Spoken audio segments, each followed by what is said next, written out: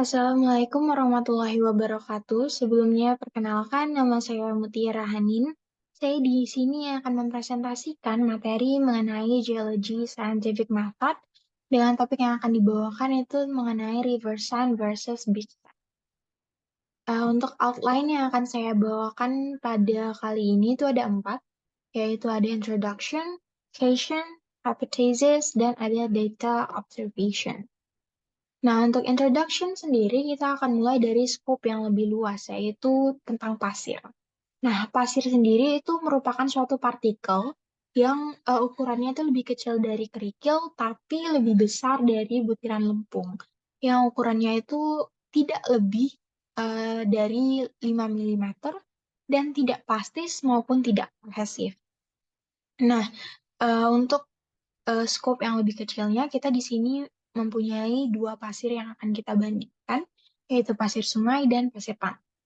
Nah, pasir sungai itu adalah pasir yang sumbernya itu dari penggalian atau penambangan di sungai, atau bisa juga dari batuan yang telah mengalami proses erosi. Pasir sungai itu diperoleh langsung dari dasar sungai sehingga umumnya itu berbutir halus dan berbentuk bulat akibat proses gesekan. Nah, secara umum untuk pasir pantai sendiri itu merupakan hasil pelapukan atau hasil fragmentasi atau mungkin degradasi yang dibangun oleh kuarsa, feldspar, fragmen litik, dan beragam bahan biogenik. Nah, pasir pantai itu umumnya memiliki karakteristik butiran yang lebih halus serta mengandung garam. Nah, untuk questionnya sendiri itu terdapat dua pertanyaan. Yang pertama itu apakah setiap sungai itu memiliki jenis pasir yang sama? Lalu yang kedua, apakah pasir sungai itu sama atau berbeda dengan pasir yang ada di pantai? Nah, untuk hipotesis yang saya bawakan itu yang pertama, tidak, pasir yang ada di tiap sungai itu berbeda. Bisa tergantung dari aliran sungainya atau geomorfologi sungai, maupun bisa karena aspek lainnya. Nah, yang kedua itu iya, karena pasir sungai itu memiliki perbedaan karakteristik dengan pasir pantai. Nah, menurut data observasi yang telah saya ambil dari berbagai jurnal maupun referensi lainnya, seperti yang kita tahu bahwa pasir sendiri itu dapat terbentuk dari bebatuan yang telah mengalami proses, entah itu erosi selama ribuan tahun lamanya, sehingga dia mengikis dan menjadi partikel-partikel yang lebih kecil, yang kemudian menjadi pasir. Nah, hal ini itu dapat menjelaskan kenapa jenis pasir yang ada di sungai itu berbeda. Karena materi asal bebatuannya juga berbeda di tiap sungai. Lalu ada aspek lainnya, yaitu bisa karena aliran air. Nah, seperti ada dua. Jika ada sungai yang arusnya itu deras dan terjal, eh, batu partikel batu-batuan itu akan bervariasi dengan ukuran yang cukup besar pada suatu jarak tertentu.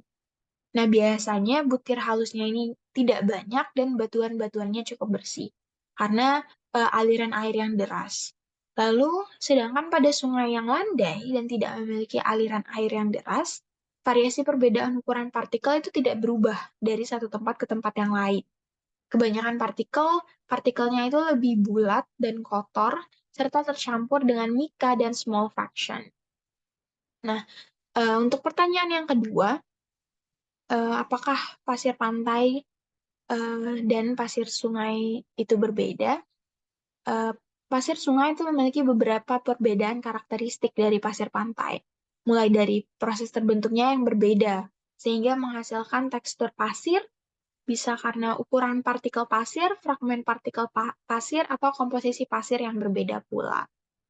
Nah, untuk aspek partikelnya, eh, pasir yang ada di sungai itu dia lebih kasar, sedangkan pasir yang ada di eh, pantai itu lebih terasa seperti bubuk dan tidak kasar. Jadi partikelnya itu sangat-sangat-sangat halus.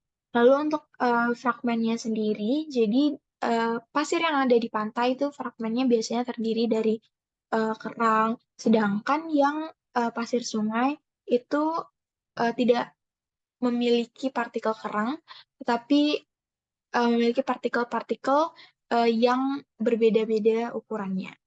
Nah, lalu untuk eh, komposisi pasir. Nah, komposisi paling utama dari pasir pantai itu adalah silika, atau bisa juga dari bentukan kristal seperti quartz, feldspar, dan partikel debris. Nah, untuk partikel debris sendiri itu tidak terlalu banyak, mika juga tidak terlalu banyak, sedangkan untuk di pasir sungai sendiri, komposisi terhadap silikon itu rendah, dan komposisi seperti kalsium, aluminium itu lebih banyak, dan konten atau komponen mika itu juga lebih banyak dibandingkan pasir yang ada di pantai. Nah, ini untuk pertanyaan terhadap pasir pantai. Yang pertama itu ada bagaimana proses pembentukan pasir yang ada di pantai. Yang kedua itu mengapa terdapat pasir pantai yang berwarna unik seperti pink, hitam, dan lain. Nah, hipotesis yang saya bawakan itu yang pertama, umumnya pasir yang terdapat di pantai itu berasal dari batu-batuan di daratan yang telah melewati beberapa proses sebelum menjadi pasir pantai. Lalu yang kedua, itu warna yang ada di pasir itu tergantung dari batuan asal yang mengalami erosi dan sampai ke pantai. Nah, untuk data observasi yang telah saya kumpulkan, untuk pertanyaan pertama itu sebagian besar pantai itu mendapatkan pasirnya dari bebatuan yang ada di darat. Jadi bebatuan yang ada di darat ini seiring dengan waktu, dengan cuaca seperti hujan, angin, panas, dingin, atau mungkin kegiatan makhluk hidup seperti tumbuhan dan hewan, setelah beribu tahun lamanya itu akan memecah batu menjadi potongan-potongan yang lebih kecil, yang kemudian akan membentuk partikel-partikel dan menjadi pasir. Nah, kenapa bisa sampai ke pantai? Jadi, partikel-partikel yang telah kecil itu, atau batuan-batuan yang telah pecah itu, ketika terjadi hujan, dia terbawa oleh aliran air hujan dari dataran tinggi ke dataran yang lebih rendah, kemudian menumpuk, dan terbentuklah pasir yang ada di pantai. Nah, pasir pantai juga dapat dibentuk dari ombak dan pasang surut air laut. Jadi, gerakan ombak atau gerakan air laut itu dapat membenturkan batuan yang ada di lautan satu sama lainnya hingga bergesekan dan akhirnya membentuk partikel baru yang nantinya akan membentuk pasir. Nah, perlu diingat bahwa hal ini, kejadian ini itu berlangsung selama periode yang panjang sehingga tidak dapat dilakukan dalam waktu yang singkat. Nah, lalu untuk pertanyaan yang kedua, kenapa pasir pantai itu memiliki warna yang unik? Jadi, warna yang berbeda pada beberapa pasir pantai itu berasal dari materi asal yang membentuk pasir tersebut. Karena tiap wilayah itu terdiri atas bebatuan atau mineral yang berbeda, jadi ketika batu atau mineral tersebut terkikis dan kemudian membentuk pasir setelah melewati proses selama ribuan tahun lamanya itu, maka warna pasir yang dihasilkan itu akan mengikuti warna materi asalnya. Jika bebatuan yang eh, merupakan materi asal pasir tersebut berwarna hitam, berarti nanti pasirnya itu akan berwarna hitam pula. Nah, untuk lebih lengkapnya, jadi saya akan memaparkan beberapa contoh warna. Nah, untuk pasir pantai yang warna putih itu biasanya dikarenakan ada materi asalnya itu berupa quartz crystal, jadi menghasilkan warna pasir yang berwarna putih. Nah, lalu untuk warna pasir pantai yang berwarna merah itu biasanya karena materi asalnya itu berupa eh, materi yang kaya akan besi, yang kemudian teroksidasi eh, dan terekspos oleh udara sehingga berubah warna menjadi merah. Nah, lalu untuk pasir pantai yang berwarna orange itu sebenarnya sama dengan pasir pantai yang berwarna merah karena berasal dari materi yang kaya akan besi, yang kaya akan iron. Tetapi pada kasus pasir pantai yang warna orange ini, dia em, teroksidasi tidak sempurna atau oksidasinya itu lebih rendah daripada pasir pantai yang berwarna merah sehingga warnanya itu agak sedikit berubah dan menjadi warna orange. Nah, lalu untuk pasir pantai yang berwarna pink itu karena materi asalnya itu berasal dari coral.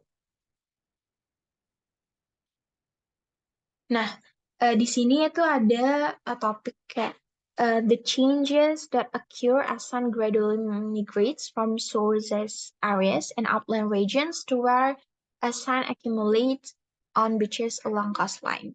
Nah, jadi di sini eh, perbedaan apa yang akan terjadi ketika pasir itu bermigrasi dari daratan tinggi ke daratan yang lebih rendah di sekitar garis pantai. Nah, hipotesis yang saya bawakan itu yang pertama perubahan yang akan terjadi itu yang pastinya adalah perubahan bentuk. Lalu yang kedua itu adalah perubahan komposisi. Nah, kenapa saya membawakan hipotesis ini? Karena yang pertama, seperti yang sudah kita ketahui bahwa pasir yang terjadi di pantai itu akibat dari erosi batu-batuan yang ada di daratan tinggi yang kemudian dibawa oleh aliran air menuju dataran rendah. Nah, perubahan bentuk ini pastinya terjadi karena semakin banyak batuan itu terkena materi seperti air, pasti akan mengalami perubahan bentuk. Sehingga ketika eh, pasir ketika pasir masih berada di dataran tinggi, yang kemudian turun ke daerah pantai, yang mana itu merupakan dataran rendah, pasti akan terjadi perubahan bentuk karena selama perjalanan itu pasir tersebut akan berinteraksi dengan air, dengan angin, dan lain sebagainya yang akan merubah bentuknya. Nah, lalu untuk perubahan komposisi, eh, masih dengan teori yang sama bahwa pasir ketika berpindah ke dataran rendah itu pasti berinteraksi dengan eh, air, angin, dan material lainnya yang mana itu bisa merubah komposisi yang dipunya oleh pasir tersebut. Bisa karena pasir tersebut kemudian memecah menjadi partikel yang lebih kecil lagi, yang kemudian komposisi yang ada di dalam pasir awal tersebut itu akan memecah juga mengikuti bentuknya. Eh, Sekian dari presentasi saya kali ini.